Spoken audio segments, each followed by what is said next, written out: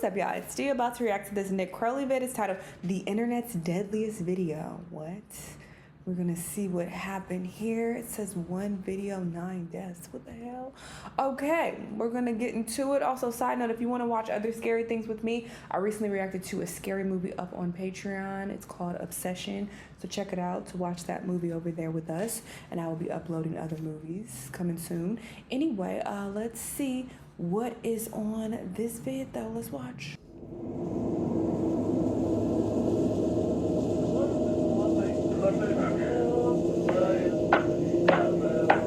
Hello, Editing D popping in. So as I'm editing, I'm noticing that at the beginning and end of the vid, when I'm only talking, the audio is fine. But during the reaction, the video that I'm watching, it's overriding my voice. So you can barely hear me. I do pause at some point so you can hear me a lot better. But while the video is playing, if I don't pause it, you can't really hear me. My voice is very small. So sorry about that. Technical difficulties are very annoying. Trust me, it's annoying for me too. I'm working on fixing this. My apologies, but that's what's happening for this vid.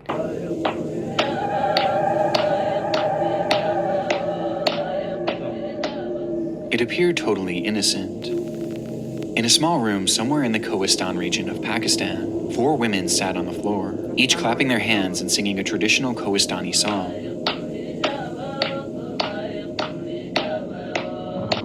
With them were 2 men, one seen dancing beside them, and another seen recording the moment on a grainy video taken on his old cell phone. The footage captured the impromptu after-party of a wedding that the women and men had separately attended earlier that day, an event that transpired sometime in May 2010.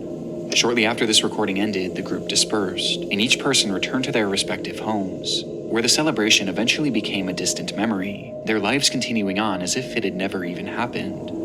At least for a time.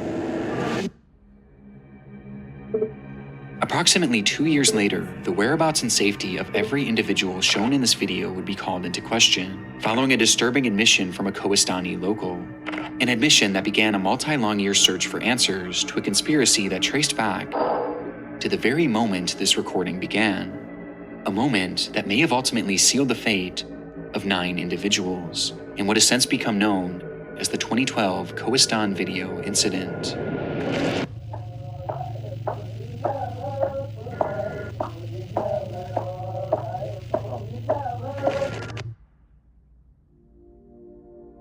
I'd be willing to bet that many of you have a massive boost, but was always told the same: take better care of our health.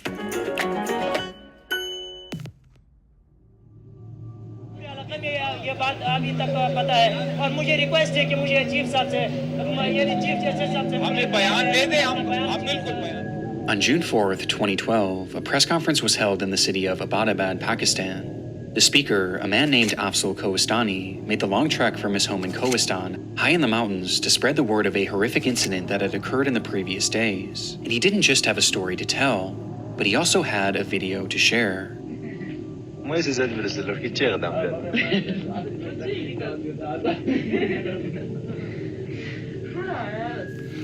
With him was that grainy cell phone recording taken 2 years earlier, showing the group of 4 women and 2 men dancing after a local wedding ceremony. And while the footage itself was far from alarming, it was the context that Afzal gave it that would eventually capture the world's attention. As according to the man, each of the women shown within this video had suffered a terrible fate, and it was all due to the existence of the footage itself.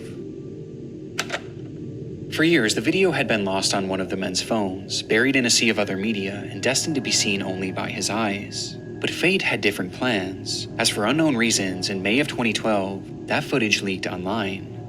There it went unnoticed by most of the world, as in all honesty, the video itself just isn't that interesting. But in Kohistani, where it was filmed, it went completely viral. It was shared from villager to villager until practically the entire region had seen it, with it becoming a point of discussion for most. As for locals of that area, this video was far from normal. In fact, for many, it actually depicted evidence of a crime. Kohistani is a region bound by its traditions. For centuries, they've tried to preserve their culture and way of life. So much so that any breaches of said traditions are taken so seriously that they're viewed as legal matters. And in this footage, the women could be seen breaking several of them. For starters, women in Kohistani are not allowed to congregate with men from outside of their families. Doing so is blatantly illegal, and in this video, the women and men have no relation. On top of that, they're also from different villages, which is another infraction. But perhaps the biggest crime committed in this clip was that the women were clapping and singing in the presence of these men, despite the area having strict rules against dancing with members of the opposite sex. As a result, when this footage was passed around, it was actually viewed as evidence of crimes committed against Kohistani tradition, and it was taken very seriously. Now, despite being part of Pakistan and falling under its laws, Kohistani is unique in the sense that geographically it's next to impossible to effectively govern. It's nestled in the intersection of 3 major mountain ranges, making accessing it very difficult, and enforcing the country's laws next to impossible, as the area practically lives in its own isolation. Instead, the region is composed of largely self-governing villages who have their own sets of rules that they play by. And when a crime is alleged, they'll hold something called a jirga, which is essentially a tribal council comprised of village elders who determine if the party or parties are guilty and what their punishment should be. And oftentimes, these punishments will be most harsh when the crimes committed go against their tradition. And this video allegedly did just that. And so, soon after its release, a jirga was held, and discussions about what should be done to these women began. The story that Afzal was sharing so far was one that wouldn't have been shocking to many, as this had just become protocol for villages like Kohistani. But what was shocking was the punishment that these women allegedly received. According to Afzal, once the footage was made public, all 4 of the women shown within the video, along with one other girl who wasn't pictured but had allegedly helped coordinate this gathering, had been rounded up and thrown inside a small room about the size of a closet that served as a makeshift prison. And inside, each day was misery. Every morning, the door would be opened and each woman would be doused with boiling water, causing their skin to bubble and blister. At night, the door would open again, and this time, the women would be covered in burning hot embers and coal from the day's fire. They were tortured in unimaginable ways, until finally, on May 30th, 2012, when at 2 in the morning, the jirga gave the final verdict that all of the women should be executed. The door opened one final time that morning at 2 a.m., and one by one, the women were woken up, restrained, and their throats were cut.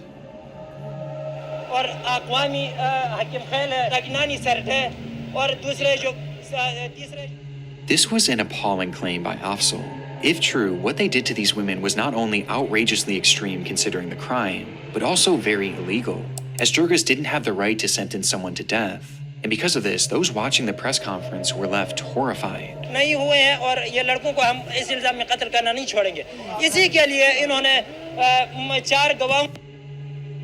Honor killings aren't necessarily a new thing in Pakistan, especially in remote villages, but this level of sadism was unimaginable, and all for— You missed that. It said around 1,000 women are killed every year in Pakistan for violating the tradition. I don't want to be disrespectful to anyone's beliefs or anything, but just because something is tradition and it's been going on for, thousands of years or whatever the case, does not make it morally right. And a lot of heinous things happen, under the umbrella of religion, or trying to use religion as a reason and make it acceptable, but this is really sick and horrible. A blatantly harmless gathering. And yet Afzal claimed that not only had no one in Kohistani opposed the jirga's shocking decision, but even the family members of these women supported it. And they supported it so much so that they were the ones who carried out the torture and the eventual killings. Their fathers, uncles, brothers all partook in scalding them with water, burning them with embers, and cutting their throats. And no one tried to stop it, except for Afzal. He had caught wind of the girls' torture while it was happening, and actively tried to intervene by alerting Kohistani journalists. Though when this failed, then What about the men? That's so messed up. So it's just the women who are being penalized? Only they're breaking the law, even though the men know that that's against their law as well? Went through against the religion? With the executions, he left the region to alert the government of Pakistan and the rest of the world to the atrocity that had happened in Kohistani. But for Afzal, this wasn't just about avenging the deaths of these girls, as he had another very important reason for speaking out, as shown in this footage, were Afzal's 2 brothers, whose involvement, he claimed, had also led to them receiving death sentences, with both brothers going into hiding in order to avoid being killed. This press conference was essentially Afzal's way of trying to save his brothers, as he knew that they could be found and killed at any moment, spurring Afzal to act, even at the risk of his own safety, as locals had caught wind of his previous attempts to speak with journalists, and in response, that same Jirga that had sentenced these women to death had sent an angry mob of 40 to 50 men to Afzal's home in order to silence him, likely not wanting news of their illegal sentencing to leave the region. And after giving this speech, Afzal knew that that group was only going to become more angry. Based on Afzal's testimony, the existence of this video had caused the torture and deaths of 5 women, dead at the hands of a radical Jirga and the victim's own family, who were now coming after Afzal and his 2 brothers. As if this footage had just been kept on that man's phone, no one would have even known that this meeting had ever took place, and therefore none of this would be happening. It's an almost fantastical story, which begs the question, was any of it actually true? 4 women in Pakistan's Kohistani who were allegedly singing and dancing with men at a wedding party were killed after a tribal Jirga committee of elders ordered their execution. Afzal's story immediately made the front page news in Pakistan, but it wasn't without its controversy. At the end of the day, a story is all it was. He had no semblance of proof to back up his claims. In fact, Afzal himself never actually witnessed the crimes that he spoke of. He had simply been told about them by others who had, leaving the public perception to his story mixed. Within hours of his press conference, Maulana Javeed, the leader of the Jirga that Afzal was trying to expose, came forward to publicly disavow the allegations, saying that Afzal had made up this entire story in an attempt to get political asylum to the United States for both him and his brothers, and that the women in this video were completely fine, living their lives as normal in Kohistani.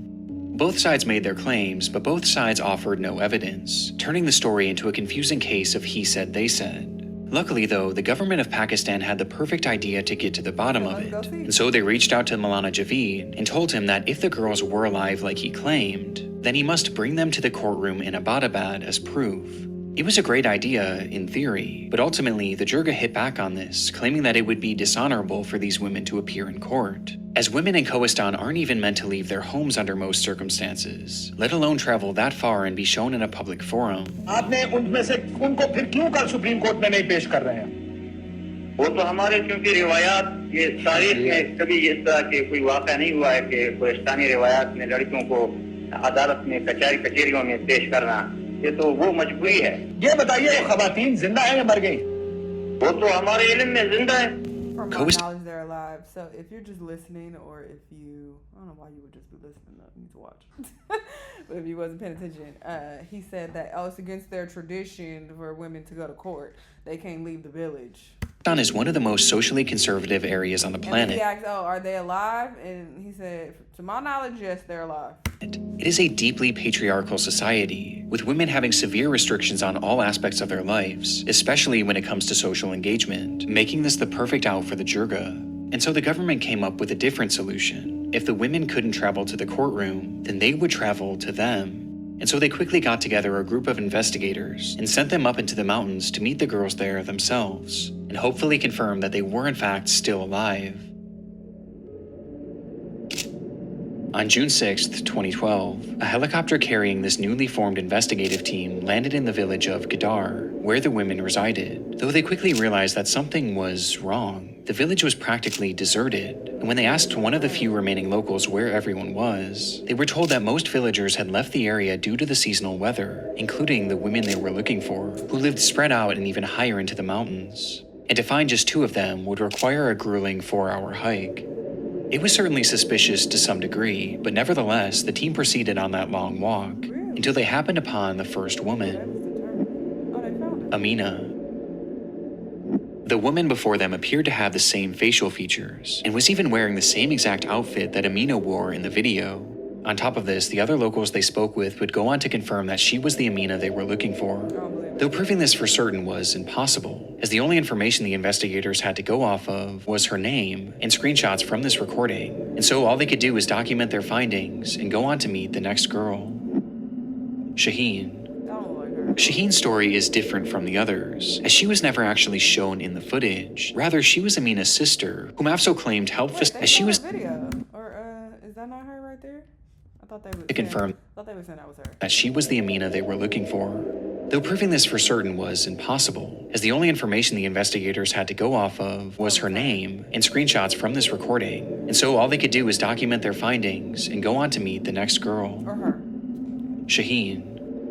Shaheen's story is different from the others, as she was never actually shown in the footage. Rather, she was Amina's sister, whom Afzal claimed helped facilitate the illegal gathering that fateful night, and was therefore killed alongside the others for her involvement, with the most disturbing part being the fact that she was just 12 years old. But that was Afzal's story, and here, standing before the investigators, was a girl who appeared to be the same age, claiming to be Shaheen, as did her parents and all the other villagers they spoke with. Though given that her face never even appeared in the video, it was also impossible to verify this. After meeting Shaheen, the group was informed that the remaining women lived even further away, and reaching them before sundown wouldn't be possible, forcing the team to return to Abbottabad, having only met 2 of the girls. But so far, their findings were extremely promising. Less than 2 weeks later, on June 16th, the team would once again visit Kohistani, this time armed with cameras to document their findings. There, they would meet 2 more of the women, Serene Jan and Begum Jan. Much like the first 2 women, Serene Jan seemed to be a match, with her family and neighbors attesting to her identity, though it was noted that she was incredibly nervous and refused to speak unless her parents allowed her to, which was true also for Begum Jan, whose meeting was actually captured on camera.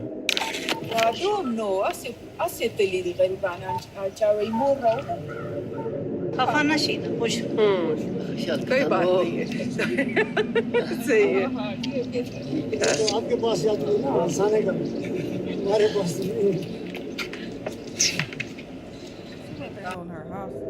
It was evident how nervous she was. She could hardly even force a smile and didn't speak a single word. But despite this, everyone reassured the investigators that this was Begum Jan, and given how isolated the lives of Kohistani women are, perhaps her nerves were understandable.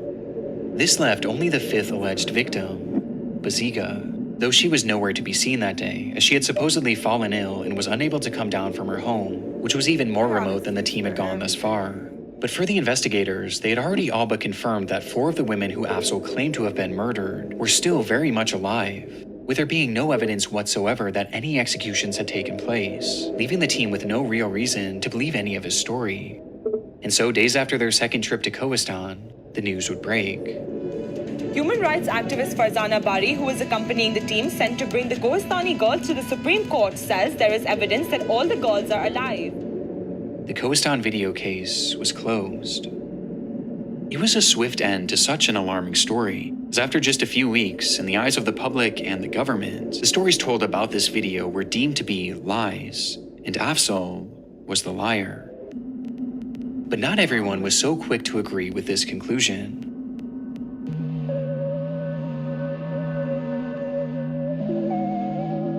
There were obvious flaws in this fact-finding mission, the most glaring of which being that all the investigators had to go off of were blurry screenshots and some names. In fact, Dr. Farzana Bari, one of the investigators sent to Kohistani who actually met with these women, would later go on to publicly state that she was unsatisfied with their findings. As though the women they met looked similar to those in the video, they weren't able to conclusively prove that they were who they claimed to be, just given the resources available to them. But if these weren't the women in question, then who were they? Why were they pretending to be them? And why was the entire village lying about it? Well, this spread the conspiracy theory that the women the investigators met with were merely actors, coerced into pretending to be these women as part of a cover-up to disprove Afzal's story, a cover-up that had to be so massive that the entire village was in on it. It seems unlikely, but there was a vocal minority in Pakistan that truly believed this, including Afzal himself, as in his mind he was certain that those women had been killed, and that he and his brothers were next. And so, with a small group of supporters by his side, Afzal vowed to continue his push for justice, and at the start of 2013, he would go to the courtroom in Abbottabad and file a motion to have the Kohistani video case reopened, a decision that had sudden and direct consequences. Days after Afzal's court filing, he received a devastating phone call that his brothers had been gunned down and murdered in cold blood, but not the ones you might expect. Afzal was one of 6 siblings, And at this point, 2 of his brothers were still in hiding, living their lives in a secret location. But the other 3, Sherwali, Shah Faisal, and Rafuddin, were living their lives as usual, believing that they were safe as they had no involvement in this fight whatsoever, though they were sadly mistaken. And on January 4th, 2013, while walking to their local mosque in Kohistani, all 3 were ambushed by a group of gunmen and met with a barrage of gunfire. Seconds later, all 3 were dead.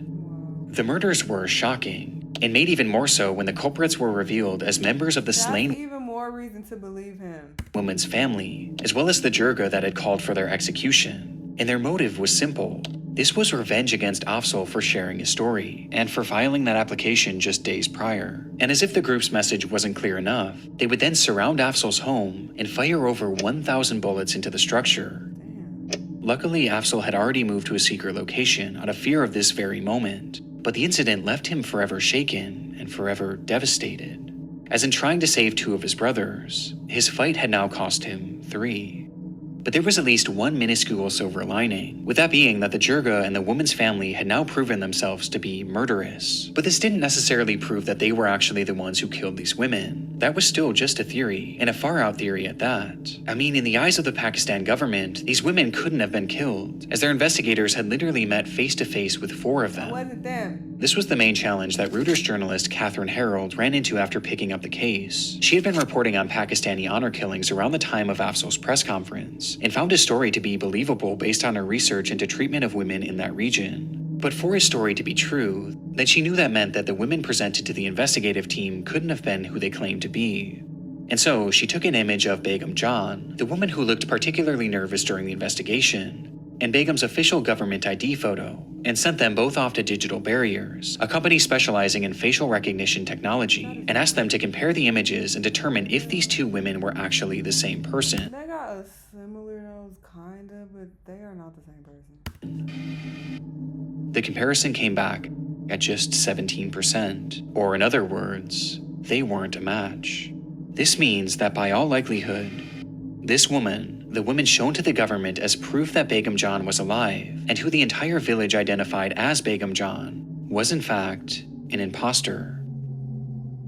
It's a revelation that shifted the entire case. Suddenly, this once far-off conspiracy theory was proven to be at least partially true. And if someone had been impersonating Begum John, then it was more than possible that the same had been done with all the other women. And just like that, the Kohistani video conspiracy was in full effect. The government of Pakistan, however, wasn't convinced by the findings. In their minds, they had already investigated these claims, and they had little interest in reopening the case. But Afzal persisted, and he continued doing anything he could to get this case a wider audience, and force the government to reinvestigate. He did interviews on TV, filed motions in court, and even ran for office in Kohistani. But no matter how hard he tried, hardly any progress was made, until eventually years began to pass. The agony of waiting was hell for Afzal. Despite some of the women's family members being thrown in prison for the murder of his brothers, many were still walking free, and as were all the members of that original jirga, meaning that every day represented new risks to Afzal's life, new risks to his brothers' lives, and new risks to the lives of the women in Kohistani. Since the alleged executions of those 5 women, Afzal and his supporters had discovered evidence of over 50 other honor killings that had taken place in that small village over the course of just 2 years. A shockingly high number of people considering how few people actually lived in that village, with these honor killings being described as common as the common cold. Every household was being affected by them, but no one dared speak about it. They were all too afraid. The jirga held all the power, and speaking out against them would be breaching the tradition that they hold so dearly. And as a result, despite all the other killings, Afzal was still really the only one from the region that had been talking with the press. And this was finally about to pay off. In 2016, Afzal was featured on a Vice documentary that highlighted his story as well as the treatment of women in Kohistani at the hands of this bloodthirsty jirga. मैंने वो अपने भाइयों की इंतकाम लेने के लिए आज तक मैंने हर किस्म की कोशिश करने की पोजीशन में नहीं हूँ, लेकिन मैं कहता हूँ कि उन लोगों को कुछ न कुछ सजा मिल जाए, अंदर नस्लों को इस तरह की कोई तकलीफ न पहुँचे.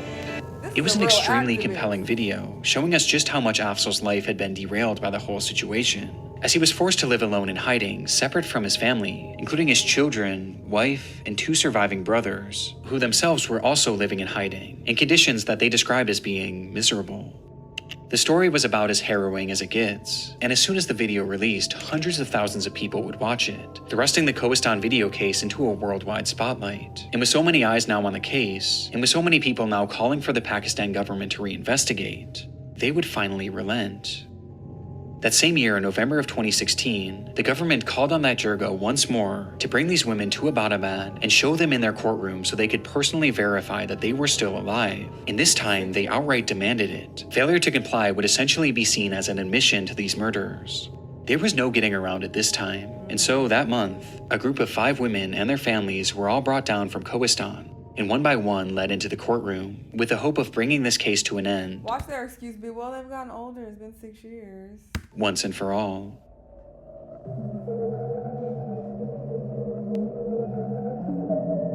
To protect the women's honor, no photos or videos were allowed in the courtroom, meaning all we know about what happened inside comes from officials' descriptions afterwards. The first thing noted was the conduct of these women. The girls produced were observed to be extremely nervous and frightened. They were hardly able to respond to queries. They had incompatible reflexes and face expressions. In response to most of the queries, it was commonly observed that they were supplied with words from elders, especially about their ages and husbands. The girls were terrified, too terrified to speak for themselves, and instead all their answers were fed to them by accompanying elders. But the strangeness of their mannerisms pales in comparison to the strangeness of their appearances, with the most bizarre being Amina. By appearance, she was about 15 years old. Reportedly, the video was shot back in the year 2010, and it surfaced on the internet in 2012. If we subtract 6 years from Amina's age, her age at the time of the video shooting would be between 8 years or 9 years, whereas the women visible in the video looked to be aged between 20 years or 22 years, back in the year 2010. The girl that they brought to court claiming to be Amina was just a child, and based on her appearance, she would have been as young as 8 years old in the video. Which clearly isn't the case. I mean, these are fully grown women. And the same was true for Serene John. By appearance, she was not more than 16 years or 17 years of age, meaning she would have been aged 9 years or 10 years in 2010. Along with this, neither she nor her father was able to tell her birthday or her age. These girls were clearly not the women from the video. They were just acting. And while these seemed to be feeble attempts, there were other aspects that made it obvious just how desperate this jirga was to try and pass these girls off as real, with the most upsetting coming from the girl who claimed to be Amina. Now, Amina actually had her fingerprints on file with the Pakistani government already, and so naturally they went to collect this girl's fingerprints in order to compare them. But when they attempted to do so, they came back blank, which is when the officials noticed that the tips of her fingers had been burnt off. And it wasn't just her thumbs. Every single finger had the tips of them scorched off. On the spot, all 5 girls brought into that courtroom were determined to be imposters, victims themselves who were forced into pretending that they were the women seen in this footage. And considering the jirga's desperation and the lengths they went through to now twice try and pass off different women as those from the video, it was clear that something awful had happened to the actual women, something that they didn't want to ever get out. And with that, almost universally, the world fell into agreement that Afzal had been telling the truth all along. But any celebration from Afzal would have been short-lived. Months later, a fire erupted in a small home in Gadar, the village where all of the women once resided. And inside that home, 2 women and 3 children were trapped and would tragically burn to death. It was an awful tragedy, but according to the local jirga, it wasn't an accident. As in its aftermath, they alleged that Afzal was the one responsible, claiming that he had started the fire in retaliation. This claim was complete hearsay, and there was no evidence whatsoever linking Afzal to the blaze. In fact, he wasn't living anywhere near the area at the time, but nevertheless, Afzal would be arrested for the murders of 5 people. What the hell? It's a gut-wrenching development, and follows the trend of horrible misfortunes that Afzal suffered in trying to blow the whistle on this crime. But as his sentence commenced, the Kohistani video case continued making its way through the legal system, until July of 2018, when the news came in.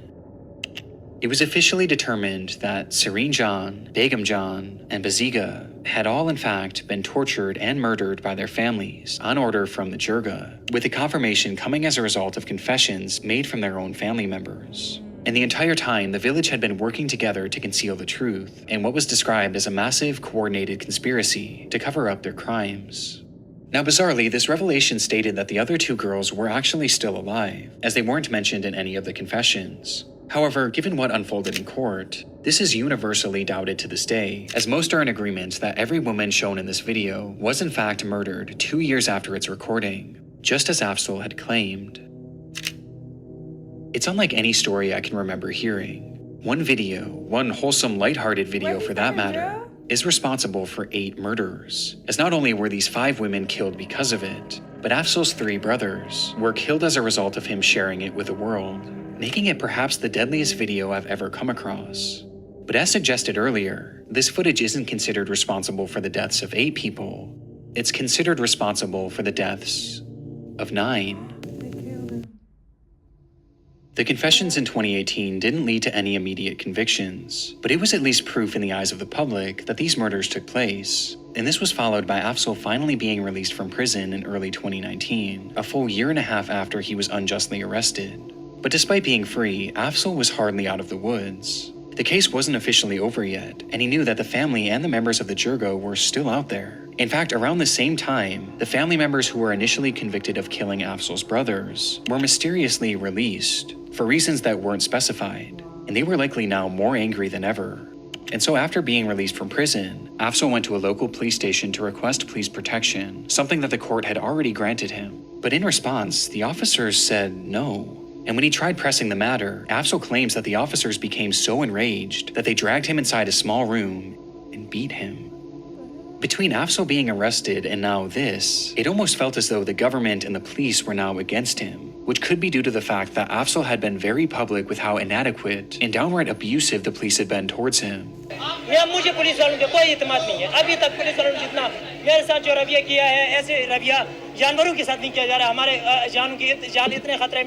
with nowhere left to turn, Afzal would post a video to his social media declaring that his life was in danger. मेरा नाम अफजल कोहिस्तानी है और मैं 2012 से यही police की जिद में जलील हो रहा हूँ। एक जवान था, उसने ऐसी हालत मेरी की है कि और बहुत सबसे उठ के मुझे मारा है उसने। जिसके साथ करे, मेरे खिलाफ करे या किसी और के खिलाफ करे, मैं इस नाइंसाफी के खिलाफ चाहे मेरे खिलाफ कुछ भी करे। Days later, on March 6th, 2019, He was saying that his life is in danger. The police beat him. Afzal arrived in Abbottabad to testify in the That was like a terrible summary, but hopefully you're paying attention and you read it. Read it yourself. Kohistani trial, though he never made it into the courtroom. As he sat in the back of an unmarked truck waiting to enter, suddenly the vehicle was struck by multiple bullets. No. Paramedics would open the door minutes later, only to find Afzal laying in a pool of blood. He would never make it to the hospital. In Pakistan, the man who led a campaign to expose one of the country's most notorious so-called honor killings has been shot dead in the city of Abbottabad. Afzal's death was devastating to so many, not only throughout Pakistan, but throughout the entire world. It's clear that they're guilty because of all of this. What did they do? Did they do anything to the village, to the Jirga, whatever their name is? His relentless pursuit of justice and his willingness to sacrifice his own life in order to expose these crimes was something that was championed by so many throughout the world. And he had come so close to seeing justice served, as only a few months later, 3 men were arrested and sentenced to life in prison for the Kohistani murders, each being members of the girls' families. Along with one other, a man named Masoom Khan, a member of the Jirga who was sentenced to life in prison for the murder of Afzal. But even with this, people were angry. They were angry with the government for not taking Afzal's word more seriously. They were angry with the police who failed to protect Afzal and seemed to be actively working against him. And they were also angry at a rather unexpected source. The Vice documentary made back in 2016 was undoubtedly part of what put this case back on the map and back in the court system. But right from its release, it garnered criticism for something that the showrunners had seemingly overlooked, with one commenter pointing it out. Wait, hold on a minute. Isn't it dangerous to expose his whereabouts like this? In the footage used, the crew seemingly showed the outside of the hideout where Afzal had been living, as well as where his family had been hiding. And in response to Afzal's death, many were quick to blame the documentary. You people had literally shot his location and his family's location. Damn, you killed him.